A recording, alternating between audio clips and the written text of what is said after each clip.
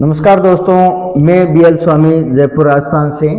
और आज हम चर्चा करेंगे कि विद्यार्थी जो अवसाद में आ जाते हैं या तनाव में आकर आत्महत्या जैसे कदम उठा लेते हैं, तो ये बड़ी विकट स्थिति और वास्तव में एक चिंताजनक स्थिति है। तो इस स्थिति से हम कैसे बचें, यानी कि विद्यार्थियों को इस स्थिति में आने से कैसे बचाएं और क्या ऐसे कदम उठाएं कि ऐसी नौबत ही नहीं आए कि विद्यार्थी अवसाद में आए। तो जैसे हाल ही के कुछ वर्षों में ये घटनाएं ज़्यादा बढ़ी है कि विभिन्न शहरों में जहाँ पे कोचिंग वगैरह ज़्यादा चल रही है, तो स्पेशली वहाँ ज़्यादा ये घटनाएं घट रही है। और देख आए दिन मतलब कहीं ना कहीं से ऐसा सुनने में आ जाता है कि वहाँ पे बच्चा है वो बिना बताए कहीं चला गया, या उसने सुसाइड कर लिया, या कुछ से भी उसने ऐसा कदम उठा लिया जो वास्तव में उसकी जान के लिए तो जोखिम भरा होता ही है, और साथ ही पेरेंट्स के लिए भी एक दुखद स्थिति हो जाती है। तो इसमें स्थिति से निपटने के लिए सबसे पहले तो मैं बताना चाहूँगा, या एक प्रकार से ये मान लो कि निवेदन करना चाहूँगा कि अपने बच्चों पर कभी भी किसी भी विषय के लिए प्रेशर न डालें कि आपको विज्ञान की पढ़ाई करनी है या आपको गणित की पढ़ाई करनी है या कोई अन्य सब्जेक्ट की। आप उनकी रुचि के हिसाब से आगे बढ़ने हेतु उनको स्वतंत्र छोड़ने का प्रयास करें, साथ ही उनकी रुचि के हिसाब से कदम उठाएं ताकि वो ज़्यादा बेटर कर पाएंगे। यानी कि कभी भी कोई व्यक्ति या कोई भी इंसान अपनी रुचि का काम करता है तो वो ज़्यादा परफॉर्म कर पाता है, बजाय इसकी कि उस पर प्रेशर डाल के कोई काम कराया जाए। तो सबसे पहले तो मैं यही निवेदन करना चाहूँगा कि अपने बच्चों की रुचि पहचानें कि उनकी रुचि किस विषय में है। साइंस में है, आर्ट्स में है, या कॉमर्स में है, या कोई गेम्स एथलेटिक्स वगैरह में है।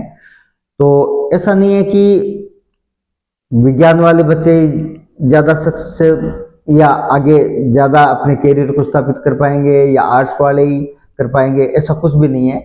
हर क्षेत्र में अनंत स्कोप है, और जिनकी रुचि जहाँ होती है वो ज़्यादा बेटर करके कहीं पे भी अपना करियर बेटर बना सकते हैं। कई बार क्या होते हैं कि बच्चे स्कूली शिक्षा यानी कि सब्जेक्ट वगैरह में कमज़ोर होते हैं, लेकिन वो हो सकता है एथलीट में यानी कि किसी प्रकार के गेम्स या एथलीट में वो इंटेलिजेंट हो, तो वहाँ करियर बना लेते हैं। हम देखते ही हैं बड़े बड़े क्रिकेटर भी है और बहुत सारे ऐसे एथलीट्स जो इंटरनेशनल लेवल के जो गोल्ड मेडल वगैरह ओलंपिक वगैरह में जो जीत के आए हैं। तो उनका स्कूली शिक्षा में देखें तो वो अपने विषयों में यानी कि जो भी किताबी ज्ञान में उतने इंटेलिजेंट नहीं होते, लेकिन वो अन्य क्षेत्रों में यानी एथलीट या गेम्स के माध्यम से भी अपना नाम रोशन कर लेते हैं, अपने देश का नाम या परिवार का नाम रोशन करते हैं।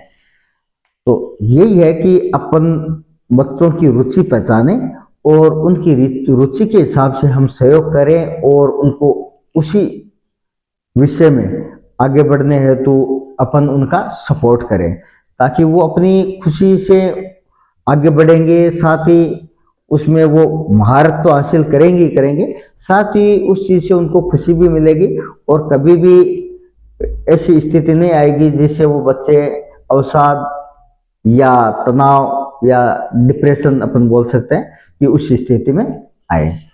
तो साथ ही एक चीज और देखने में आती है कि पेरेंट्स कई बार तुलना करते हैं बच्चों की, ये बहुत गलत है।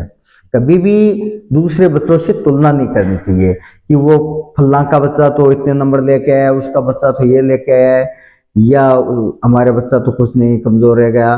तो ऐसा कभी भी न करें। यदि कोई बात कर भी रहे हैं तो बच्चों के सामने न करें। यदि किसी से विचार विमर्श कर रहे हैं या और हैं तो बच्चों के सामने ऐसा न झलकाएं कि आप उनको बहुत कमज़ोर समझ रहे हो या ऐसा मतलब महसूस कर रहे हो कि बहुत कमज़ोर हैं। इससे क्या है कि बच्चों में हीन भावना आती है। तो हम इस स्थिति से बचें। हमेशा बच्चों में कुछ न कुछ अच्छे गुण जरूर होते हैं, तो उनकी सराहना करें, उनको हमेशा प्रोत्साहित करें, उनको कभी भी हतोत्साहित नहीं होने दें किसी भी स्थिति में। यदि वो पढ़ाई में कमज़ोर है या किसी भी क्षेत्र में कमज़ोर है तो भी हतोत्साहित न होने दें, और न ही अपनी तरफ से ऐसे कोई वक्तव्य या ऐसी कोई भाषा निकले जिससे वो हतोत्साहित हो। और कभी तुलना तो बिल्कुल करें ही नहीं, क्योंकि इससे क्या है कि बच्चों में वास्तव में एक तनाव की स्थिति आ जाती है, और उनमें ऐसा देखने को मिलता है कि वो सोचते हैं कि हमारे पेरेंट्स के लिए हम उतने, मतलब कहते हैं कि हम कोई अहम नहीं है, या हमारे बारे में वो काफ़ी गलत सोचते हैं। तो ऐसी चीज़ें उनके दिमाग में नहीं आए, तो इसलिए तुलना तो बिल्कुल न करें। साथ ही देखा देखी से भी बचें। एक बार क्या होता है कि अपन देखते हैं कि किसी रिश्तेदारी में या कोई पड़ोसी का बच्चा यदि किसी क्षेत्र में आगे बढ़ गया है, तो हम ये नहीं सोचे कि हमारा बच्चा भी उस क्षेत्र में जाके आगे बढ़े। हो सकता है कि उससे बेटर कहीं अपना बच्चा दूसरे क्षेत्र में कर सकता हो। जैसे किसी का बच्चा है डॉक्टर बना है, तो अपने बच्चे को भी उसी लाइन में धकेलने का प्रयास न करें। हाँ, यदि उसकी भी रुचि उस सब्जेक्ट में है तो डॉक्टर की कोशिश करें। किसी का आरएएस या आईएएस बना है तो अपना बच्चा भी यदि उसी हिसाब से इंटेलिजेंट है, उस विषय में उत्सुक है, या उसके लिए उसमें एक कहते हैं कि शौक की भावना है, तब करें। इंटेलिजेंसी तो किसी भी सब्जेक्ट में हो सकती है। तो देखें कि जिस क्षेत्र में रुचि रख रहा हो उसी में बढ़ाने का प्रयास करें। ये नहीं हो कि वो आईएएस बना तो हमारा बच्चा भी उधर जाए, या आरएस बना तो उसी स्थिति के हिसाब से वो भी आरएस के लिए प्रयास करें। ऐसा बिल्कुल नहीं करें। तो हाँ, ये जरूर देखें कि उन पड़ोस में जो बच्चे हैं या रिश्तेदारी में जो बच्चे हैं नाम रोशन करें अपने अपने क्षेत्रों में, तो हमारे बच्चे की रुचि है उसी हिसाब से उसको भी हम आगे बढ़ाने का प्रयास करें। साथ ही बच्चों को अवसाद से बचाने के कई चीजें हैं। जैसे उनकी जो दिनचर्या है वो संतुलित रखने का प्रयास करें। उनको प्रोत्साहित करें कि वो समय पे सोना, खाना या जो भी दैनिक गतिविधियां जो होती हैं वो अपने समय पर करें। साथ ही फिजिकल एक्टिविटीज यानी कि योग या ध्यान वगैरह भी करें। तो यदि कोई अलग अलग जैसे खेल है इंडोर आउटडोर, तो कुछ न कुछ गेम्स वगैरह भी खेलें, या सुबह शाम पार्क वगैरह में घूमने के हिसाब से, या जो भी जब भी टाइम मिलता है तो खेल कूद जरूर करें, ताकि उनकी भौतिक एक्टिविटी यानी फिजिकल एक्टिविटीज भी होती रहे। साथ ही बच्चों को संगीत सुनने, या कोई उनकी रुचि कला में है जैसे कोई चित्रकारी वगैरह में, तो उसमें भी उनको निरंतर बने रहने के लिए प्रेरित करें। यदि संगीत सुनते हैं तो कुछ समय के लिए संगीत सुने, या चित्रकारी है तो वो भी अपना समय उस हिसाब से उसमें देते रहें। साथ ही कई बच्चों को वाद्य यंत्र बजाने का शौक होता है, तो उसमें समय दे सकते हैं। तो ये चीज़ें भी उनको एक सकारात्मक बने रहने में बहुत काम की होती हैं। साथ ही जैसे कि कई प्रकार की एक्टिविटीज का तो बताया ही, और ये भी रखें कि उनको आस्तिकता भी एक बहुत बड़ी ऐसी चीज है जो उनको हमेशा आत्मविश्वासी बनाए रख सकती है। तो जो भी अपने इष्ट देवता है तो उनकी प्रार्थना या पूजा अर्चना की तरफ भी उनका ध्यान जरूर लगाएं। सुबह शाम सुबह नहाने के बाद और शाम को भी जैसे पूजा का वक्त होता है उस समय कुछ समय के लिए सही, लेकिन वो प्रार्थना जरूर करें। इससे क्या होता है कि उनका जो मन का विश्वास है वो हमेशा मजबूत बना रहता है। और उनको अपन ये बताएं कि इष्ट देवता है वो हमें आशीर्वाद देते रहते हैं। हम जैसे बड़े बुजुर्ग आशीर्वाद देते हैं वैसे ही वो भी आपके साथ आशीर्वाद बनाए रखते हैं। और उनको ये भी बताएं कि किसी भी विकट स्थिति में यदि कोई समस्या आती है तो हम आपके साथ हैं, आप अकेले नहीं हो, आप कभी घबराएं नहीं। तो वैसे ही इष्ट देवता भी आपके साथ हमेशा रहेंगे। कोई भी समस्या आती है तो वो हमारी मदद जरूर करेंगे। इससे उनका विश्वास मजबूत बना रहता है। यानी कि कहते हैं कि इतनी शक्ति हमें देने दाता कि मन का विश्वास कमजोर हो ना, यानी कि मन का विश्वास कभी कमजोर न हो। तो ये आदत भी जरूर डाले बच्चों को कि अपने इष्ट देवता की प्रार्थना करके और अपने आप को मजबूत बनाए रखें। साथ ही अपन ये जरूर ध्यान रखें कि अपने बच्चों के व्यवहार में कोई परिवर्तन आता है तो उसको जरूर नोटिस करें। ऐसा नहीं है कि बच्चों के व्यवहार में अचानक परिवर्तन आ गया हो और वो लंबे समय से चल रहा हो और हम अपनी व्यस्तता के चलते उनकी तरफ ध्यान ही नहीं दे पा रहे हो। कई बार क्या होता है कि आजकल देखते हैं कि हस्बैंड वाइफ दोनों जॉब में होते हैं, तो वो अपनी अपनी ड्यूटी के लिए निकल जाते हैं और उसी हिसाब से उनका शेड्यूल बड़ा बीच व्यस्त होता है कि वो बच्चों की तरफ ध्यान नहीं दे पाते। तो उनको भी चाहिए कि जिस दिन छुट्टी हो या जितना भी हो सके बच्चों के साथ बैठे उनसे बातचीत करें, उनके व्यवहार पे जरूर नज़र रखें।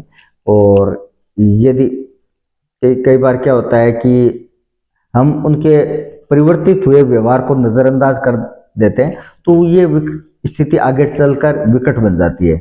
तो इसलिए ये चाहिए कि जैसे ही परिवर्तन को दिखाई देता है तो हम उस हिसाब से उनसे बातचीत करके उनके मन में कोई संकट है या किसी भी प्रकार की ऐसी स्थिति है जो उनको मन ही मन परेशान कर रही है, तो उसके बारे में जानें और उनको अभिव्यक्त करने के लिए प्रोत्साहित करें कि यानी कि वो अपना कोई भी दर्द है या कोई भी उनकी मान लो ऐसी स्थिति है जो उनको परेशान कर रही हो, कोई भी उनकी परेशानी है, तो वो उसको अभिव्यक्त कर पाए, यानी कि आपको बता पाए।